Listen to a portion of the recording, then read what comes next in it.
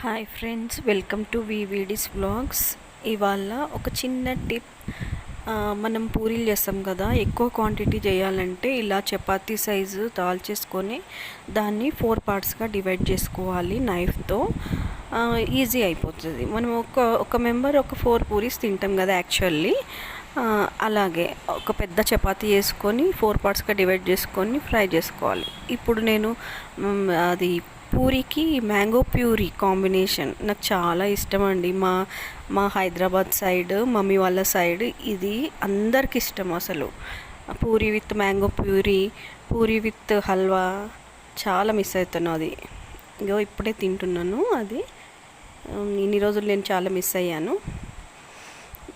కొంచెం స్వీట్ తింటే కొంచెం స్పైస్ తినాలి కదా, అందుకే కొద్దిగా చికెన్ కూడా యాడ్ చేసుకుంటున్నాను.